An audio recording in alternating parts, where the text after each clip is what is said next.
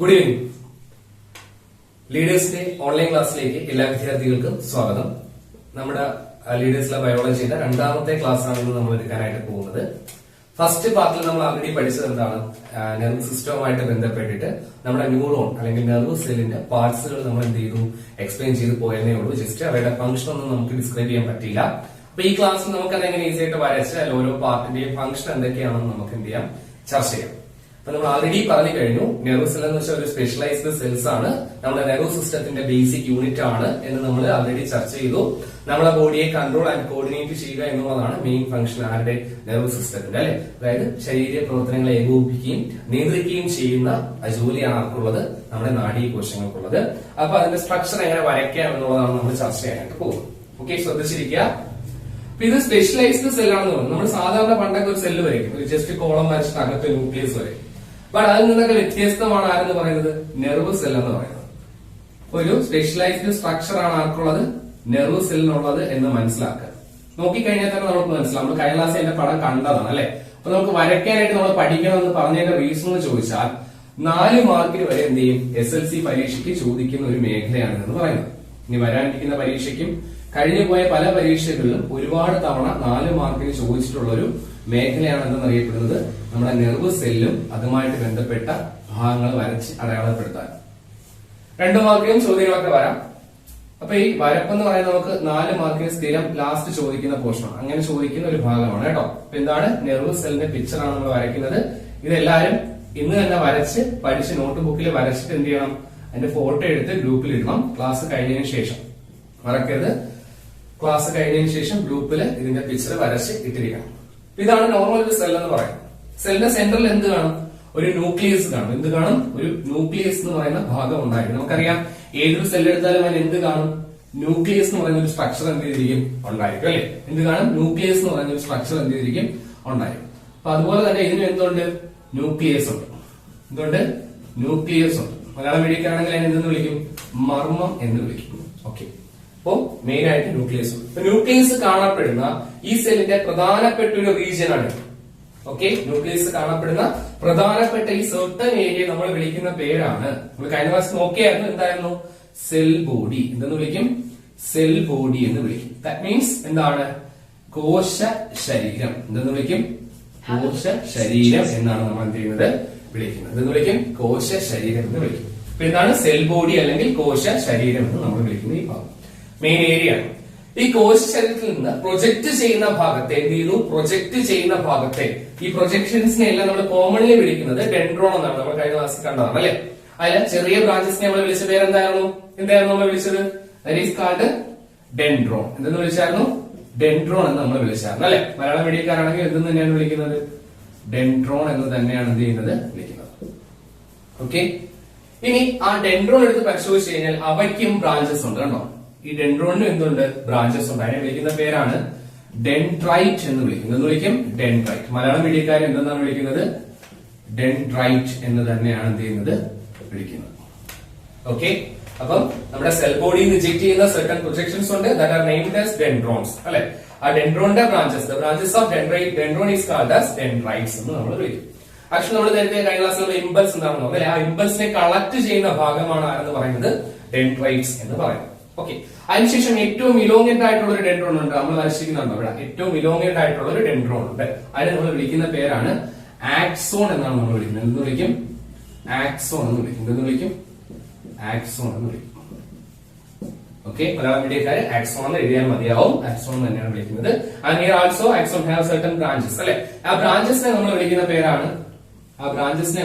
പേരാണ്, ആക്സോണൈറ്റ്. എന്തെന്ന് വിളിക്കും, ആക്സോണൈറ്റ്. The branches of axon is named as axonite എന്ന് വിളിക്കും. മലയാളം മീഡിയക്കാരും എന്തെന്ന് തന്നെയാണ് വിളിക്കുന്നത്, ആക്സോണൈറ്റ് എന്നാണ് വിളിക്കുന്നത്. എന്ന് വിളിക്കും, ആക്സോണൈറ്റ്. ഓക്കെ, ഇനി നമ്മൾ പറഞ്ഞു the terminal end of the neuron അല്ലെങ്കിൽ നെർവിന്റെ എൻഡ്. അവിടെ കുറെ സ്പെറിക്കൽ ബോഡീസ്, അല്ലെ, കുറെ ബോൾ പോലുള്ള സ്ട്രക്ചേഴ്സ് കാണാൻ പറ്റും. ആ സ്പെറിക്കൽ ബോഡീസിനെ നമ്മൾ വിളിക്കുന്ന പേരാണ് സിനാപ്റ്റിക് നോബ്. എന്തെന്ന് വിളിക്കും, സിനാപ്റ്റിക് നോബ് എന്ന് നമ്മൾ വിളിക്കും. Named as synaptic knob. Malayalam മീഡിയക്കാരും എന്തെന്ന് തന്നെയാണ് വിളിക്കുന്നത്, സിനാപ്റ്റിക് നോബ് എന്ന് തന്നെയാണ് എന്ത് ചെയ്യുന്നത്, വിളിക്കുന്നത്. ഓക്കെ, നമ്മുടെ ഈ നെർവ് സിസ്റ്റം എടുക്കുമ്പോൾ പ്രധാനപ്പെട്ട ഒരു ഭാഗം തന്നെയാണ് സിനാപ്റ്റിക് നോബ് എന്ന് പറയുന്നത്. അപ്പൊ എങ്ങനെ തുടങ്ങും, dendrite, dendron, cell body, axon, axonite, synaptic knob. അപ്പൊ നമ്മൾ ആലോചിക്കേണ്ടത് ഇതാണ്, നമ്മുടെ ബോഡിക്കകത്ത് പ്രൊഡ്യൂസ് ചെയ്യുന്ന ഇമ്പൾസ് മൂവ് ചെയ്യുന്നത് എപ്പോഴും ഇങ്ങനെ ഈ ഒരു ദിശയിലായിരിക്കും. അതായത് ഡെൻഡ്രൈറ്റിൽ തുടങ്ങി നേരെ എങ്ങോട്ട് പോകും? സിനാപ്റ്റിക് നോബിലോട്ട്. അതായത് സെൽ ബോഡിയിൽ നിന്ന് പുറത്തേക്കായിരിക്കും എന്ത് ചെയ്യുന്നത്? പോകുന്നത് ആലോചിക്കും. ഇതാണ് ആ ഡയറക്ഷൻ. ഇത് മറക്കരുത്. കാര്യം നമുക്ക് ഓരോ ഭാഗത്തിന്റെയും ഫംഗ്ഷൻ പഠിക്കാൻ എളുപ്പം ഈ ഡയറക്ഷൻ പഠിച്ചു വെച്ചിരുന്നാൽ മതി. നോക്കാം, ഡെൻഡ്രൈറ്റിന്റെ ഫംഗ്ഷൻ എന്താണ്? Collect impulses from the outside the part, അല്ലെങ്കിൽ ഏത് പാർട്ടിൽ നിന്നും ഇമ്പൾസിനെ കളക്ട് ചെയ്യുന്ന ഭാഗമാണ് ആരെന്ന് പറയുന്നത്? ഡെൻഡ്രൈറ്റ്. നമ്മൾ പറഞ്ഞ ഇമ്പൾസ് ആവേഗം എന്ന് പറഞ്ഞു അല്ലെ. എക്സ്റ്റേണൽ ആയിട്ടുള്ള ഫീച്ചേഴ്സ്, നമ്മുടെ സറൗണ്ടിങ്സിൽ ഉണ്ടാവുന്ന മാറ്റങ്ങൾ അനുസരിച്ചിട്ട് നമ്മൾ റെസ്പോണ്ട് ചെയ്യണം. അപ്പൊ അത്തരം മാറ്റങ്ങളെ നമ്മൾ മനസ്സിലാക്കി എടുക്കുന്നതാണ്, അല്ലെങ്കിൽ അതിന്റെ ഫലമായിട്ട് ഉണ്ടാവുന്നതാണ് ഇമ്പൾസസ് എന്ന് പറയുന്ന സാധനം, അല്ലെങ്കിൽ ആവേഗം എന്ന് നമ്മൾ പറയും. ഓക്കെ, അപ്പൊ ആ ആവേഗങ്ങളെ ഇമ്പൾസിനെ കളക്ട് ചെയ്യുന്ന പാർട്ടാണ് ഡെൻഡ്രൈറ്റ് എന്ന് പറയുന്നത്. ഇവൻ നമ്മുടെ ബോൺസിൽ നിന്ന് കളക്ട് ചെയ്യാം, മസിൽസിൽ നിന്ന് കളക്ട് ചെയ്യാം, ഗ്ലാൻഡുലാർ പാർട്ടിൽ നിന്നൊക്കെ കളക്ട് ചെയ്യുന്ന ഭാഗമാണ് ഡെൻഡ്രൈറ്റ് എന്ന് പറയുന്നത് ഇത്. ഓക്കെ, അപ്പൊ അത് കളക്ട് ചെയ്യുന്ന ഇൻഫർമേഷൻ നേരെ എങ്ങോട്ട് കൊടുക്കും? ഡെൻഡ്രോൺ എന്ന് പറയുന്ന മെയിൻ ബ്രാഞ്ചിലേക്ക് കൊടുക്കും അല്ലെ. ആ ഡെൻഡ്രോണിൽ നിന്ന് നേരെ അത് സെൽ ബോഡിയിൽ എത്തുന്നു. ആ സെൽ ബോഡിക്ക് ഔട്ട്സൈഡിലേക്ക് കൊണ്ടുപോകുന്നു, ഇമ്പൾസിനെ പുറത്തേക്ക് കൊണ്ടുപോകുന്നതാണ് ദാറ്റ് ഈസ് ആക്സോൺ. ആക്സോൺ വഴി വരുന്ന സാധനം ആക്സോണൈറ്റ് വഴി എവിടെ വന്ന് അവസാനിക്കും? എൻഡ് ചെയ്യുന്നത് എവിടെയാണ്? സിനാപ്റ്റിക് നോബിലാണ് വന്ന് എൻഡ് ചെയ്യുന്നത്. അപ്പൊ ഇതാണ് ആ ഒരു ഡയറക്ഷൻ. ഇപ്പൊ ഞാൻ സംസാരിക്കുന്ന സമയത്ത് അതേ സ്പോട്ടിൽ തന്നെ നമുക്ക് എന്ത് ചെയ്യാൻ പറ്റും? കേൾക്കാൻ പറ്റും. അല്ല ചില സമയത്ത് ഡബിങ് മിസ്റ്റേക്ക് കൊണ്ട് നമ്മൾ എന്ത് ചെയ്യും? നമ്മൾ ആദ്യം വരും, അതിനുശേഷം സംഭാഷണം നടന്ന പോലെ തോന്നൂല. അങ്ങനെയൊന്നും നമുക്ക് വരാത്തതിന് കാരണം എന്താണ്? ഇമ്പൾസസ് മൂവ് ചെയ്യുന്ന ഫാസ്റ്റ് എന്ന് പറയും, മൂവ് ചെയ്യുന്നത് വളരെ ഫാസ്റ്റ് ആയിട്ടുണ്ട്. That means about 5 to 100 metre per second ആണ് എന്ത് ചെയ്യുന്നത്? ഏകദേശം എന്ത് ചെയ്യുന്നത്? മൂവ് ചെയ്യുന്നത്. ഇതിൽ കൂടുതൽ സ്പീഡിൽ വരെ പോവാം, ബട്ട് മിനിമം ഒരു 5 to 100 മീറ്റർ പെർ സെക്കൻഡിലൊക്കെ വേഗതയിൽ സഞ്ചരിക്കാറുണ്ട്. അതുകൊണ്ടാണ് നമുക്ക് ഇത്ര ഫാസ്റ്റ് ആയിട്ട് എന്ത് ചെയ്യാൻ പറ്റുന്നത്? ഓരോ കാര്യങ്ങളെയും സെൻസ് ചെയ്യാനായിട്ട് സാധിക്കുന്നതെന്നാണ് പറയുന്നത്. അപ്പൊ അത്തരം വേഗത്തിൽ സഞ്ചരിക്കുന്നതാണ് ഇമ്പൾസ് എന്ന് പറയുന്നത്. ഇനി ഞാൻ പറഞ്ഞു, ഈ ആക്സോണിനെ കവർ ചെയ്തുകൊണ്ട് അല്ലെങ്കിൽ എൻസർക്കിൾ ചെയ്തുകൊണ്ട്, ആക്സോണിനെ എൻസർക്കിൾ ചെയ്തുകൊണ്ട് അതിനെ പ്രൊട്ടക്ട് ചെയ്തുകൊണ്ട് കാണപ്പെടുന്ന ഒരു പാർട്ട് ഉണ്ട്. അതിനെ നമ്മൾ വിളിച്ച പേരെന്താണ്? ഷ്വാൻ സെൽസ് എന്ന് വിളിച്ചു. എന്ന് വിളിച്ചു? ഷ്വാൻ സെൽസ് എന്ന് വിളിച്ചു. Okay, Schwann cells. മലയാളം പഠിക്കാനും ഷ്വാൻ കോശങ്ങൾ എന്ന് വിളിക്കും. ആ ഷ്വാൻ സെൽസ് എന്ത് ചെയ്യുന്നു? ഇതിനെ എൻസർക്കിൾ ചെയ്താണ് കാണപ്പെടുന്നത്. അതായത് ആക്സോണിനെ പ്രൊട്ടക്ട് ചെയ്തുകൊണ്ടാണ് എന്ത് ചെയ്യുന്നത്? കാണപ്പെടുന്നത്. അപ്പൊ നമ്മളിവിടെ ന്യൂക്ലിയസ് മാർക്ക് ചെയ്ത് കൊടുക്കാറുണ്ട്. ഓക്കെ, ഇതെന്ന് പറയുന്ന ഒരു സെല്ലാണ്. അത് കംപ്ലീറ്റ്ലി എന്തിനെ എൻസർക്കിൾ ചെയ്തിരിക്കുന്നു? നമ്മുടെ ആക്സോണിനെ എൻസർക്കിൾ ചെയ്തിരിക്കുകയാണ് അല്ലെ. അതുകൊണ്ട് നമ്മൾ ഓരോന്നിനും ഓരോ ഡോട്ട് മാത്രം ഇട്ടിരിക്കുന്നു. നമുക്ക് സംശയം തോന്നും, അത് ഈ ഒരു സെല്ലിന്റെ ന്യൂക്ലിയസിനെ കാണിക്കാൻ വേണ്ടിയിട്ടാണ് നമ്മൾ എന്ത് ചെയ്യുന്നത്? ഓരോ ഡോട്ടായിട്ട് നൽകിയിരിക്കുന്നത്. ഓക്കെ, അപ്പൊ ഇത്രയാണ് ആക്സോണിന്റെ സ്ട്രക്ചർ. നെർവ് സിസ്റ്റത്തിലെ നെർവ് സെല്ലിന്റെ സ്ട്രക്ചർ എന്ന് പറയുന്നത് 4 മാർക്ക് ഷുവർ ആയിട്ട് നമുക്ക് കിട്ടുന്ന ഒരു മേഖലയാണ്. അപ്പം ഈ സ്ട്രക്ചർ എന്ത് ചെയ്യുക? വൃത്തിയായിട്ട് മനസ്സിലാക്കി വെച്ചിരിക്കുക. ഓക്കെ, അപ്പം നമ്മൾ പറഞ്ഞു ആക്സോണിനെ പൊതിഞ്ഞ് പ്രൊട്ടക്ട് ചെയ്യുന്ന ആ ഒരു സ്ട്രക്ചർ സെല്ല് നമ്മൾ വെച്ചിട്ട് ഷ്വാൻ സെൽസ് എന്നാണ് അല്ലെ. അത് കൂടാതെ നമ്മുടെ ആക്സോണിനെ പൊതിഞ്ഞ് സംരക്ഷിക്കുന്ന മറ്റൊരു ആവരണമാണ് എന്തെന്നറിയപ്പെടുന്നത്? മൈലിൻ ഷീത്ത് എന്നറിയപ്പെടും. മൈലിൻ ഷീത്ത്, മലയാളം മീഡിയക്കാരും മൈലിൻ ഷീത്ത് എന്ന് തന്നെയാണ് പറയുന്നത്. എന്താണ്? ആക്സോണിനെ പൊതിഞ്ഞ് പ്രൊട്ടക്ട് ചെയ്യുന്ന മറ്റൊരു സ്ട്രക്ചറാണ് മൈലിൻ ഷീത്ത്. ഈ മൈലിൻ ഷീത്തിനെ ഉണ്ടാക്കിയിരിക്കുന്ന സ്പെഷ്യലൈസ്ഡ് സെല്ലുകളെ നമ്മൾ വിളിക്കുന്ന പേരാണ് ഒളിഗോഡെൻഡ്രോസൈറ്റ്സ് എന്ന് നമ്മൾ വിളിക്കും. എന്താണ്? ഒളിഗോഡെൻഡ്രോസൈറ്റ്. മലയാളം മീഡിയക്കാരും ഇങ്ങനെയാണ് പറയുന്നത്, ഒളിഗോഡെൻഡ്രോസൈറ്റ് എന്ന് തന്നെയാണ് അവർ എന്ത് ചെയ്യുന്നത്? അറിയുന്നത്. അപ്പോൾ ഒളിഗോഡെൻഡ്രോസൈറ്റ് എന്ന് വെച്ച് കഴിഞ്ഞാൽ മൈലിൻ ഷീത്തിനെ അല്ലെങ്കിൽ ആക്സോണിനെ പ്രൊട്ടക്ട് ചെയ്തിരിക്കുന്ന ലെയറിനെ ഉണ്ടാക്കിയിരിക്കുന്ന സെല്ലുകൾക്ക് വിളിക്കുന്ന പേരാണ് ഒളിഗോഡെൻഡ്രോസൈറ്റുകൾ എന്നാണ് നമ്മൾ വിളിക്കുന്നത്. ഓക്കെ, അപ്പൊ ഈ ഒളിഗോഡെൻഡ്രോസൈറ്റ് എന്ന് വെച്ച് കഴിഞ്ഞാൽ ഷ്വാൻ സെൽസ് നമ്മൾ ഒരു ആക്സോണിനെ കവർ ചെയ്ത് പോകുന്നു പറഞ്ഞല്ലേ. പക്ഷെ ഈ ഒളിഗോഡെൻഡ്രോസൈറ്റ് എന്ന് വെച്ച് കഴിഞ്ഞാൽ ഒന്നിൽ കൂടുതൽ ആക്സോണിനെയും പൊതിഞ്ഞ് സംരക്ഷിക്കാൻ അല്ലെങ്കിൽ കവർ ചെയ്യാൻ സഹായിക്കുന്ന സ്പെഷ്യലൈസ്ഡ് സെല്ലാണ് ഒളിഗോഡെൻഡ്രോസൈറ്റ് എന്ന് ആലോചിക്കും. ഇതിൽ നമുക്ക് പ്രധാനപ്പെട്ടതായിട്ട് പറയേണ്ടത് മൈലിൻ ഷീത്തിന്റെ കുറച്ച് കാര്യങ്ങൾ. നമ്മൾ പറഞ്ഞു മൈലിൻ ഷീത്ത് പ്രൊട്ടക്ട് ചെയ്യുന്ന ലെയർ ആണെന്ന് പറഞ്ഞു. ഇതിന്റെ നിറം എന്ന് പറയുന്നത് അല്പം ഒരു വൈറ്റ് ആണ്, ഒരു ലൈറ്റ് വൈറ്റ് കളറാണ് അല്ലെ. വേറെ പറയുന്നത് myelin sheet because actually it contain lipids. ഇത് എന്ത് കണ്ടെയ്ൻ ചെയ്യുന്നുണ്ട്? ലിപ്പിഡ്സ് കണ്ടെയ്ൻ ചെയ്യുന്നുണ്ട്. അതുകൊണ്ട് ഒരു വൈറ്റ് കളറാണ് ആർക്കെന്ന് പറയുന്നത് മൈലിൻ ഷീറ്റ് എന്ന് പറയുന്നത്. അതുകൊണ്ട് തന്നെ നമ്മുടെ നെർവിനെ പൊതിഞ്ഞുകൊണ്ട്, നെർവിന്റെ ആക്സോണിനെ പൊതിഞ്ഞുകൊണ്ട് മൈലിൻ ഷീറ്റ് കാണപ്പെട്ടാൽ ആ നെർവ് സിസ്റ്റം എന്ന് പറയുന്നത് അല്പം ഏത് കളറിൽ കാണപ്പെടും? ഒരു വൈറ്റ് കളറിലായിരിക്കും എന്ത് ചെയ്യുന്നത്? കാണപ്പെടുന്നത്. Because that axon is completely covered with myelin sheet അല്ലെങ്കിൽ അബണ്ടന്റ് ഇൻ മൈലിൻ ഷീറ്റ്. അതായത് മൈലിൻ ഷീറ്റിന്റെ അളവ് കൂടുതലാണ് എങ്കിൽ ആ ഭാഗം ഏത് നേച്ചറിൽ അറിയപ്പെടും? ഒരു വൈറ്റ് കളറിലായിരിക്കും കാണപ്പെടുന്നത്. ഉദാഹരണം, നമ്മുടെ ബ്രെയിൻ എടുത്ത് പരിശോധിച്ച് കഴിഞ്ഞാൽ, നമ്മുടെ തലച്ചോറ് എടുത്ത് നിന്ന് നോക്കിക്കഴിഞ്ഞാൽ അതിന്റെ സെന്റർ പാർട്ട് എന്ന് പറയുന്നതിന് നല്ല വെളുത്ത റീജിയൻ ആയിരിക്കും, പുറമെ ഒരു ഗ്രേ കളർ ആയിരിക്കും. ബിക്കോസ് ആ ബ്രെയിനിന്റെ സെന്റർ മേക്ക് ചെയ്തിരിക്കുന്ന നെർവ് സെല്ലുകൾ കംപ്ലീറ്റ്ലി മൈലിൻ ഷീത്ത് ഉള്ളതായിരിക്കും. അത്തരം ഭാഗത്തെ അല്ലെങ്കിൽ മൈലിനേറ്റഡ് ആയിട്ടുള്ള നെർവുകൾ ഉള്ള ഭാഗത്തെ നമ്മൾ വിളിക്കുന്ന പേരാണ് വൈറ്റ് മാറ്റർ എന്ന് വിളിക്കും. എന്ന് വിളിക്കും white matter. So what you mean by white matter? The nerve system അല്ലെങ്കിൽ the part of nerve system that contain myelin sheath or abundant in myelin sheath. myelin sheathന്റെ presence വളരെ കൂടുതലാണെങ്കിൽ that part is named as white matter because myelin sheath is a part of lipid, so it is white in nature. അതുകൊണ്ട് തന്നെ ആ ഭാഗം ഏത് കളറിൽ കാണപ്പെടും? White കളറിൽ കാണപ്പെടും. അപ്പൊ മൈലിൻ ഇല്ലാത്ത ഭാഗവും കാണൂലേ? അപ്പൊ അത് ഏത് കളറിലായിരിക്കും എന്ന് വെച്ചാൽ സിമ്പിൾ ആണ്. That is in grey matter എന്നറിയപ്പെടും. എന്നറിയപ്പെടും ഗ്രേ മാറ്റർ എന്നാണ് അറിയപ്പെടുന്നത്. അപ്പൊ രണ്ട് ടൈപ്പ് ഉണ്ട്. അത് ഏതിനെ ബേസ് ചെയ്താണ്? മൈലിൻ ഷീത്തിന്റെ പ്രസൻസിനെ ബേസ് ചെയ്തിട്ടാണ് രണ്ടായിട്ട് തിരിക്കുന്നത്. വൈറ്റ് മാറ്റർ എന്നും grey matter. Myelin sheath present ആയിട്ടുള്ള സെല്ലുകൾ അല്ലെങ്കിൽ മൈലിൻ ഷീത്ത് പ്രസന്റ് ആയിട്ടുള്ള നെർവ് സിസ്റ്റത്തിലെ ഏരിയ നമ്മൾ വൈറ്റ് മാറ്റർ എന്ന് വിളിക്കും. കാരണം ആ ഭാഗം ഒരു വെളുത്ത നിറത്തിലായിരിക്കും കാണപ്പെടുന്നത്. ആൻഡ് മൈലിനേറ്റഡ് അല്ലാത്തത് ആ ഭാഗം ഒരു ഗ്രേ മാറ്റർ ആയിട്ട് കാണപ്പെടുമെന്ന് ഓർക്കുക. ഇവിടെ ആലോചിക്കുക, ബ്രെയിനിന്റെ തലച്ചോറിന്റെ ഇന്നർ ഭാഗം എന്നറിയപ്പെടുന്നത് ഉള്ള് വൈറ്റ് മാറ്റർ ആണ്. ഉൾഭാഗം വൈറ്റ് മാറ്റർ ആണ്, പുറമെ എന്താണ്? ഗ്രേ മാറ്റർ ആണ്. ബട്ട് ഇവൻ the case of spinal cord, എന്താണ് ഈ സ്പൈനൽ കോഡ് എന്ന് വെച്ച് കഴിഞ്ഞാൽ നമ്മുടെ വെർട്ടിബ്രൽ കോളം അല്ലേ, നമ്മുടെ നട്ടലില്ലേ വെർട്ടിബ്രൽ കോളം പുറകിലിരിക്കും. അതിന്റെ സെന്ററിൽ കാണപ്പെടുന്ന നെർവ് സിസ്റ്റത്തിന്റെ ഒരു പാർട്ടാണ് സ്പൈനൽ കോഡ്. മലയാളം മീഡിയക്കാർ സുഷുമ്ന എന്ന് വിളിക്കും. ഓക്കെ, ആ സ്പൈനൽ കോഡിന്റെ സെന്റർ ഭാഗം, ആ സ്പൈനൽ കോഡിന്റെ സെന്റർ ഭാഗം ഗ്രേ മാറ്റർ ആയിരിക്കും. ഗ്രേ മാറ്റർ ആയിരിക്കും. പുറമെ എന്തായിരിക്കും? വൈറ്റ് മാറ്റർ ആയിരിക്കും. പുറമെ എന്തായിരിക്കും? വൈറ്റ് മാറ്റർ ആയിരിക്കും. ഇത് രണ്ടും തിരിഞ്ഞു പോയത് വൺ വേർഡ് അല്ലെങ്കിൽ പോയിന്റ് ഇട്ട ചില ക്വസ്റ്റ്യൻസിന് വരുന്ന മാർക്ക് ക്വസ്റ്റ്യൻസ് ഇതാണ്. അപ്പൊ എങ്ങനെ ചോദിക്കും? സെന്റർ ഓഫ് ദി ബ്രെയിൻ എന്റെ ഡോക്ടറേറ്റിലേക്കും എഴുതിയിരിക്കും വൈറ്റ് മാറ്റർ, അല്ലെങ്കിൽ medullary region of the brain എന്ന് എഴുതിയിരിക്കും. Outer side of the spinal cord, അതും ആക്ച്വലി എന്ത് തന്നെയാണ്? വൈറ്റ് മാറ്റർ തന്നെയാണ്. വൈറ്റ് മാറ്റർ തന്നെയാണ്. അപ്പൊ അത് രണ്ട് ഇമ്പോർട്ടന്റ് ആണ്. ഇത് പഠിച്ചാൽ നമുക്ക് മനസ്സിലാവും. ബ്രെയിനിന്റെ സെന്റർ വൈറ്റ് മാറ്റർ ആണ്. കാര്യം അവിടെ നിർമ്മിച്ചിരിക്കുന്ന നെർവ് സിസ്റ്റം എന്ന് പറയുന്നത് മൈലിനേറ്റഡ് ആണ്. എന്നാൽ അതിന്റെ പുറമേയുള്ളതിൽ മൈലിനേറ്റഡ് അല്ല, അത് ഗ്രേ മാറ്ററിൽ കാണപ്പെടും. ഇനി സ്പൈനൽ കോഡിന്റെ കേസ് എടുത്താൽ അതിന്റെ ഉള്ളില് ഗ്രേ മാറ്റർ ആണ്. കാര്യം അവിടെ മൈലിനേറ്റഡ് അല്ല നെർവുകൾ. അതിന്റെ പുറമേ കാണപ്പെടുന്നത് വൈറ്റ് മാറ്റർ ആണ്. ബിക്കോസ് അത് മൈലിനേറ്റഡ് ആണ് എന്ന് ഓർത്ത് വെച്ചിരിക്കും. ഇനി നമുക്ക് ഇതിൽ ശ്രദ്ധിക്കേണ്ട കാര്യം എന്ന് പറയുന്നത് ഫങ്ഷൻസ് ഓഫ് മൈലിൻ ഷീത്ത് ആണ്. മൈലിൻ ഷീത്തിന് എന്തെല്ലാം ഫംഗ്ഷൻ ഉണ്ടെന്നാണ് നമ്മൾ നോക്കാനായിട്ട് പോകുന്നത്. നെക്സ്റ്റ് നമ്മൾ നോക്കാൻ പോകുന്നത് എന്താണ്? ഫങ്ഷൻസ് ഓഫ് മൈലിൻ ഷീത്ത് അല്ലെ. എന്തിനാണ് നോക്കാൻ പോകുന്നത്? Functions of myelin sheath. നമ്മൾ പറഞ്ഞു നമ്മുടെ ആക്സോണിനെ പ്രൊട്ടക്ട് ചെയ്യുന്ന ലെയറുകളിൽ ഒന്നാണ് മൈലിൻ ഷീത്ത്. അതുപോലെ ഷ്വാൻ സെൽസ് നോക്കി, ഒലിഗോഡെൻഡ്രോസൈറ്റ് നോക്കി അല്ലെ. അപ്പൊ എന്താണ് മൈലിൻ ഷീത്തിന്റെ ഫംഗ്ഷൻ ആണ് നമ്മൾ നോക്കാൻ പോകുന്നത്. ഇതിന്റെ ഒന്നാമത്തെ ഫംഗ്ഷൻ എന്ന് പറയുന്നത് ആക്സിലറേറ്റ് ചെയ്യുക. ആക്സിലറേറ്റ് എന്ന് വെച്ചാൽ എന്താണ്?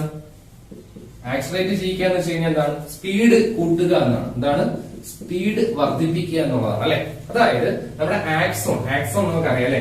ആക്സോണിന്റെ അകത്തൂടെ ഇമ്പൾസുകൾ പോകുന്നത് എപ്പോഴും ഇലക്ട്രിക്കൽ ഇമ്പൾസുകൾ ആയിട്ടാണ് പോകുന്നത്. എങ്ങനെയാണ് പോകുന്നത്? ഇലക്ട്രിക്കൽ ഇമ്പൾസസ് ആയിട്ടാണ് പോകുന്നത്. ഇലക്ട്രിക്കൽ ഇമ്പൾസസ് ആയിട്ടാണ് പോകുന്നത്. അപ്പൊ ആ ആക്സോണിന്റെ അകത്തൂടെ പോകുന്ന ഇലക്ട്രിക്കൽ ഇമ്പൾസസിന്റെ വേഗത കൂട്ടാൻ സഹായിക്കുന്നത് ആരാണ്? That is myelin sheath. That increases the speed or rate of electrical impulses. Electrical ഇമ്പൾസിന്റെ സ്പീഡിന്റെ റേറ്റ് ഇൻക്രീസ് ചെയ്യുക എന്നുള്ളതാണ് ആരുടെ ലക്ഷ്യം? മൈലിൻ ഷീത്തിന്റെ ലക്ഷ്യം. അപ്പൊ നമുക്ക് കൂടുതൽ ആക്യുറേറ്റ് ആയിട്ട് വളരെ വേഗത്തിൽ അത് മനസ്സിലാക്കാനായിട്ട് സാധിക്കും. രണ്ട്, provide nourishment and oxygen towards the axon. ആക്സോണിന് ആവശ്യമായിട്ടുള്ള ഓക്സിജനും മറ്റുമൊക്കെ പ്രൊവൈഡ് ചെയ്യുന്നത് ആരാണ്? ഈ പറയുന്ന മൈലിൻ ഷീത്താണ് എന്ത് ചെയ്യുന്നത്? പ്രൊവൈഡ് ചെയ്യുന്നത്. അപ്പം എക്സ്റ്റേണൽ ഫോഴ്സസിൽ നിന്നുള്ള പ്രഷറൈസ് അല്ലെങ്കിൽ ഫംഗ്ഷൻ പല എക്സ്റ്റേണൽ ആയിട്ടുള്ള എന്തെങ്കിലും പ്രശ്നങ്ങളോ അല്ലെങ്കിൽ എന്തെങ്കിലും ഷോക്കുകളോ മറ്റോ ഏൽക്കാതിരിക്കാൻ ആക്സോണിനെ ഹെൽപ്പ് ചെയ്യുന്നത് ആരാണ്? മൈലിൻ എന്ന് പറയുന്ന കോട്ടിംഗ് ആണ് സഹായിക്കുന്നത്. അതുപോലെ തന്നെ act like an insulator. Electrical insulator എന്തായിട്ടാണ് ആക്ട് ചെയ്യുന്നത്? ഇലക്ട്രിക്കൽ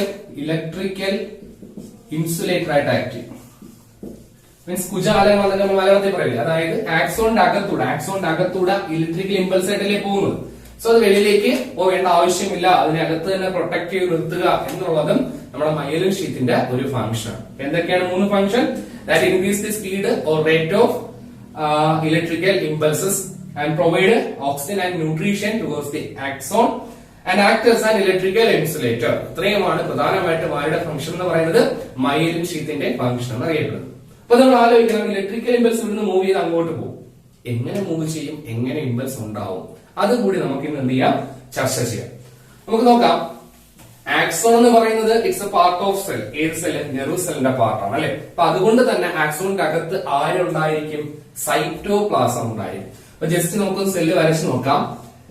ഇതൊരു നെർവ് സെല്ലാണെന്ന് നിങ്ങൾ എന്ത് ചെയ്യുക, നോക്കുക. ആ നെർവ് സെല്ലിന്റെ ഈ പാർട്ടാണ് എന്തെന്നറിയപ്പെടുന്നത്, ആക്സോൺ അല്ലെ. എന്തെന്നറിയപ്പെടും, ആക്സോൺ. ആ ആക്സോണിനെ നമ്മൾ ലാർജ് ആക്കി വലുതാക്കി വരയ്ക്കുകയാണ്. This is axon. പറഞ്ഞു, it's a part of cell അല്ലെ. സോ ഇത് എന്ത് തന്നെ ആയിരിക്കും, സൈറ്റോപ്ലാസം ആയിരിക്കും. എന്തായിരിക്കും, സൈറ്റോപ്ലാസം ആയിരിക്കും, അഥവാ കോശ ദ്രവ്യമായിരിക്കും, ദ്രവ്യത്തിന്റെ ഭാഗമായിരിക്കും ഇതിന്റെ അകത്തോട് എന്ത് ചെയ്യുന്നത്, ഒഴുകുന്നത്. ഓക്കെ, അപ്പം ഇതിന്റെ അകത്തോട് ഒഴുകുന്നത് എന്താണ്, സൈറ്റോപ്ലാസം അല്ലെ. അപ്പൊ നമ്മൾ ആദ്യം നോക്കാൻ പോകുന്നത് എങ്ങനെ ഇമ്പൾസ് ഉണ്ടാവുന്നു എന്നാണ് അല്ലെ. ഉദാഹരണം, നമ്മൾ ക്ലാസ്സിൽ എന്താണ് പഠിച്ചുകൊണ്ടിരിക്കുകയാണെന്ന് വെച്ചു, നല്ല നീറ്റ് ആയിട്ടുള്ള ക്ലാസ്, നമ്മൾ നല്ല സയൻസ് ഒക്കെ ഉള്ള ക്ലാസ് പഠിച്ചുകൊണ്ടിരിക്കുകയാണ്. പെട്ടെന്ന് അവിടത്തേക്ക് ഒരു ടീച്ചർ അല്ലെങ്കിൽ വേറെ ഏതെങ്കിലും ടീച്ചറോ അധ്യാപകരോ നോൺ സ്റ്റാഫിംഗ് ടീച്ചറോ എന്തെങ്കിലും ആരെങ്കിലും അങ്ങോട്ട് കയറി വന്നാൽ ആ ഇക്വിലിബ്രിയം സ്റ്റേറ്റിനെ പെട്ടെന്ന് എന്ത് ചെയ്യും, ഒരു ഡിസ്റ്റർബൻസ് ഉണ്ടാവും അല്ലെ. അപ്പൊ കുട്ടികൾ അലയ്ക്കാനൊക്കെ തുടങ്ങും അല്ലെ. അതുപോലെ തന്നെയാണ് നമ്മുടെ ബോഡി കംപ്ലീറ്റ്ലി ഒരു ഇക്വിലിബ്രിയം സ്റ്റേറ്റിലാണ് എപ്പോഴും. ഇപ്പൊ ഞാൻ എന്റെ കയ്യിൽ ഇപ്പൊ ആരെങ്കിലും തൊട്ടു എന്ന് വിചാരിക്കാം, ആ ടച്ച് ചെയ്യുന്ന സമയത്ത് ആ സ്പെസിഫിക് ഏരിയക്ക് എന്ത് ചെയ്യും, ആ ഇക്വിലിബ്രിയത്തിന് ചെറിയ ചേഞ്ച് ഉണ്ടാവും. So that disturbance produced certain impulses. നിങ്ങൾ വലിയ ക്ലാസ്സിലൊക്കെ പൊല്യൂഷൻ ഡെഫിനിഷൻ പഠിക്കും അല്ലെ. ഒരു സർട്ടൻ ഏരിയയിൽ ഉണ്ടാവുന്ന ഡിസ്റ്റർബൻസ് ആണെന്ന് പറയുന്നത് പൊല്യൂഷൻ. ഇപ്പൊ നോർമൽ ഒരു കുളം, നല്ല ശുദ്ധിയും വൃത്തിയുള്ള കുളം, അവിടേക്ക് എന്തെങ്കിലും ഒരു പൊല്യൂട്ടന്റ് ആഡ് ചെയ്യുമ്പോൾ അതിന്റെ ഇക്വിലിബ്രിയം നഷ്ടപ്പെട്ടു പോകും. ദാറ്റ് ഈസ് അത് പൊല്യൂട്ടന്റ് ആയിട്ട്, പൊല്യൂഷൻ ആയിട്ട് എന്ത് ചെയ്യുന്നു, മാറും. അതുപോലെ തന്നെ ഇവിടെയും നമ്മുടെ സർട്ടൻ ഏരിയയിൽ എന്തെങ്കിലും ഡിസ്റ്റർബൻസ് അല്ലെങ്കിൽ ആ ഇക്വിലിബ്രിയത്തിൽ ഇരിക്കുന്ന പൊസിഷൻ എന്തെങ്കിലും ചേഞ്ച് ഉണ്ടായാൽ ദാറ്റ് കോസ് അല്ലെങ്കിൽ ദാറ്റ് പ്രൊഡ്യൂസ് സർട്ടൻ ഇമ്പൾസസ്. അങ്ങനെയാണ് നമ്മുടെ ബോഡിക്കകത്ത് ഇമ്പൾസുകൾ ജനറേറ്റ് ചെയ്യുന്നത്. That completely depend on external features അല്ലെങ്കിൽ എക്സ്റ്റേണൽ ഫാക്ടേഴ്സ്. ചുറ്റുപാടിനെ അപേക്ഷിച്ചാണ് ഇമ്പൾസുകൾ എന്ത് ചെയ്യുന്നത്, പ്രൊഡ്യൂസ് ചെയ്യുന്നത് അല്ലെ. ഇപ്പൊ വെളിയിൽ നിന്ന് ഒരാൾ നമ്മൾ ടച്ച് ചെയ്യുന്നു, ഇപ്പൊ നമ്മളെ ബോഡിയിൽ ഒരു ഇക്വിലിബ്രിയം സ്റ്റേറ്റ് ഉണ്ട്, അപ്പൊ അതിലേക്ക് പെട്ടെന്ന് ഒരു എക്സ്റ്റേണൽ ഫീച്ചർ വന്നു. ഇനി ഇന്റേണൽ ആയിട്ട് ഉണ്ടാവാറുണ്ട്, നമുക്കറിയാം. ഇപ്പൊ വിശപ്പ്, ദാഹം, അങ്ങനെയൊക്കെയുള്ള ഇന്റേണൽ ഫീച്ചേഴ്സ് അല്ലെങ്കിൽ ഇന്റേണൽ ബ്ലീഡിംഗ്, ഇന്റേണൽ ആയിട്ട് മുറിവോ അല്ലെങ്കിൽ പെയിൻ ഒക്കെ ഉണ്ടെങ്കിൽ അതൊക്കെ നമുക്ക് അറിയിക്കാനായിട്ട് ഇന്റേണൽ ഫാക്ടേഴ്സും സഹായിക്കാറുണ്ട്. അപ്പൊ അങ്ങനെ ഉണ്ടാകുന്ന ഇമ്പൾസ് എങ്ങനെയാണ് പോകുന്നതെന്നാണ് നമ്മൾ നോക്കാൻ പോകുന്നത്. നമ്മൾ പറഞ്ഞു it's a part of cell അല്ലെ, ആക്സോൺ എന്ന് പറയുന്നത്. സോ ഇതിനകത്ത് കംപ്ലീറ്റ്ലി സൈറ്റോപ്ലാസം ഉണ്ട്. അപ്പൊ നമ്മൾ നോക്കുക, ആക്സോണിന്റെ മെംബ്രെയിൻ ആണ് ഇത്, ദാറ്റ് ഈസ് സെൽ മെംബ്രെയിൻ ആണ്. ഇതിന്റെ അകത്ത് നെഗറ്റീവ് ചാർജസ് ആണെന്ന് സങ്കല്പിക്കുക. എന്ത് ചാർജസ് ആണ്, നെഗറ്റീവ്. പുറത്ത് മൊത്തവും പോസിറ്റീവ് ചാർജ് ആണെന്ന് സങ്കല്പിക്കുക. അപ്പൊ അകത്ത് നെഗറ്റീവും പുറത്ത് പോസിറ്റീവ് ചാർജസുമാണ്. ഓക്കെ, ഇപ്പം ഈ ഒരു സെർട്ടൺ ഏരിയയിലാണ് ആ ഡിസ്റ്റർബൻസ് ക്രിയേറ്റ് ചെയ്യുന്നതെങ്കിൽ ദ പൊളാരിറ്റി ബിക്കം ചേഞ്ച്. അതായത് അകത്തുള്ള നെഗറ്റീവ് ചാർജുകളെല്ലാം എന്തായിട്ട് മാറും, പോസിറ്റീവ് ചാർജുകളായിട്ട് മാറും. പുറത്തുള്ള പോസിറ്റീവ് ചാർജസ് എല്ലാം എന്തായിട്ട് മാറും, നെഗറ്റീവ് ആയിട്ട് എന്ത് ചെയ്യും, പരസ്പരം ചേഞ്ച് ചെയ്യും അല്ലെ. ഇവിടുത്തെ ചാർജുകൾ എന്ത് ചെയ്തു, മാറിപ്പോയി. അവിടുത്തെ പൊളാരിറ്റിക്ക് എന്ത് ചെയ്തു, ചേഞ്ച് വന്നു എന്ന് നമുക്ക് പറയാം. ഈ ചേഞ്ച് തൊട്ടടുത്ത ഭാഗത്തേക്ക് ട്രാൻസ്മിറ്റ് ചെയ്തു കൊടുക്കും. അതായത് ഇപ്പൊ ഈ ഭാഗത്തിലാണ് ചേഞ്ച് വന്നത് അല്ലെ, ഈ ചേഞ്ച് തൊട്ട് അടുത്ത ഏരിയക്ക് ഹാൻഡ് ഓവർ ചെയ്ത് കൊടുക്കും. അപ്പൊ എന്താ ഉപയോഗം, എന്താ, ഇവിടെ ഉണ്ടായിരുന്ന പോസിറ്റീവ് എല്ലാം വീണ്ടും നെഗറ്റീവ് ആവുന്നു, താഴെ ഉണ്ടായിരുന്ന നെഗറ്റീവ് എല്ലാം വീണ്ടും എന്താവുന്നു, പോസിറ്റീവ് ആയിട്ട് മാറുന്നു. ഓക്കെ, ബാക്കി എല്ലാം പഴയ പോലെ തന്നെ എന്ത് ചെയ്യുന്നു, നോർമലൈസ് ചെയ്യപ്പെടുന്നു. Negative negative negative, positive positive positive. അപ്പൊ ഇവിടെ ഉണ്ടായിരുന്ന ആ ഒരു ഡിസ്റ്റർബൻസ് അല്ലെങ്കിൽ ഉണ്ടായ ചേഞ്ച് തൊട്ട് അടുത്തേക്ക് എന്ത് ചെയ്യുന്നു, ട്രാൻസ്മിറ്റ് ചെയ്യുന്നു. ഉദാഹരണം പറഞ്ഞാൽ എന്റെ ഈ കയ്യിൽ ഒരു പേന ഇരിക്കുകയാണ് അല്ലെ. അപ്പൊ ഇവിടെയാണ് ഡിസ്റ്റർബൻസ് ഉണ്ടായത്. അപ്പൊ ഞാൻ ആ പേനയാണ് ഡിസ്റ്റർബൻസ് വെച്ചോ, ആ ഞാൻ ഇവിടെ നിർത്തി ഇപ്പുറത്തെ കയ്യിലേക്ക് കൊടുത്തു. ഇപ്പുറത്തെ കയ്യിലേക്ക് എന്ത് ചെയ്തു, ട്രാൻസ്മിറ്റ് ചെയ്തു. അപ്പൊ ഈ കൈ വീണ്ടും ഫ്രീ ആയില്ലേ, ഇവിടെ വേണമെങ്കിൽ അടുത്ത ഇമ്പൾസ് ഉണ്ടായിക്കൂടെ അല്ലെങ്കിൽ അടുത്ത സ്റ്റിമുലസ് ഉണ്ടായിക്കൂടെ. ഇതേപോലെ ഹാൻഡ് ഓവർ ചെയ്താണ് ഇവിടെ വരെ എത്തുന്നത്, നമ്മുടെ ബ്രെയിൻ വരെ ഇമ്പൾസ് എത്തുന്നത്. ഇമ്പൾസ് എത്തുന്നതിന്റെ കാരണം എന്താണ്, പൊളാരിറ്റിയിൽ ഉണ്ടാവുന്ന ചേഞ്ച് ആണെന്ന് മനസ്സിലാക്കുക. അപ്പൊ it is a part of nerve cell, അതായത് ആക്സോൺ ആണ് വെച്ചിരിക്കുന്നത്. Inside the axon there are so many negative charges and outside positive charges. The charges becomes എന്ത് ചെയ്യും, oppositely changed due to the secretion or production of stimulus. സ്റ്റിമുലസിന്റെ ഫലമായിട്ട് ഇവിടെ എന്ത് സംഭവിക്കുന്നു, ചാർജുകൾ എന്ത് ചെയ്യുന്നു, പരസ്പരം മാറുന്നു. ആ മാറുന്ന ചേഞ്ച് എന്ത് ചെയ്യുന്നു, അടുത്ത സ്ഥലത്തേക്ക് ട്രാൻസ്മിറ്റ് ചെയ്ത് എവിടം വരെ എത്തും, നമ്മുടെ ബ്രെയിൻ വരെ എത്തുമ്പോഴാണ് ആ ഇമ്പൾസ് എന്ത് ചെയ്യുന്നു, നമുക്ക് മനസ്സിലാക്കാനും റെക്കഗ്നൈസ് ചെയ്യാനും സാധിക്കും. ഇപ്പൊ ഒരാൾ തൊട്ടാൽ അവിടെ ഉണ്ടാകുന്ന ഡിസ്റ്റർബൻസ് നെർവ് വഴി പെട്ടെന്ന് വളരെ വേഗത്തിൽ എവിടെ എത്തും, ബ്രെയിനിലെത്തും. അത് ഇലക്ട്രിക്കൽ ചാർജസ് ഉണ്ടാവുന്ന ചേഞ്ചസ് കൊണ്ടാണെന്ന് മാത്രം മനസ്സിലാക്കുക. അപ്പൊ ഈ ഒരു പോർഷൻ വൃത്തിയായിട്ട് വായിച്ച് പഠിക്കുക. അപ്പം ടെസ്റ്റിൽ കുറച്ച് പിക്ചേഴ്സ് അധികം കൊടുത്തിട്ടുണ്ട്. അത് ഞാൻ ഒറ്റ പിക്ചറിൽ പറഞ്ഞതേ ഉള്ളൂ. അത് വൃത്തിയായിട്ട് നോക്കുക. എന്തായാലും ഓഫ്ലൈൻ ക്ലാസ്സിൽ നമ്മൾ എന്തായാലും ഒന്നുകൂടി ചർച്ച ചെയ്യും. അപ്പൊ ഇതിൽ എന്തെങ്കിലും ഡൗട്ട് ഉണ്ടെങ്കിൽ നിങ്ങൾ വാട്സാപ്പിൽ ചോദിക്കുക, നമുക്ക് ആൻസർ പറഞ്ഞു തരാം. എന്തെങ്കിലും ഡൗട്ട് ഉണ്ടെങ്കിൽ അത് നമുക്ക് ക്ലിയർ ചെയ്തെടുക്കാം. അപ്പൊ കൃത്യമായിട്ട് പടം വരച്ച് എല്ലാവരും ഫോട്ടോ ഇട്ടിരിക്കണം. ക്ലാസ് കണ്ട് എല്ലാവരും എന്ത് ചെയ്യണം, വരച്ച് ആ ഫോട്ടോ ഇട്ടിരിക്കണം. ഒപ്പം ഡൗട്ടുകൾ ഉണ്ടെങ്കിൽ അത് എന്ത് ചെയ്യണം, ക്ലിയർ ചെയ്യണം. ഓക്കെ, അപ്പൊ ഇന്നെന്തായാലും ഇന്നത്തെ ക്ലാസ് നമുക്ക് ഇത്രയും മതി. ബാക്കി നമുക്ക് അടുത്ത ക്ലാസ്സിൽ പഠിക്കാം. Thank you.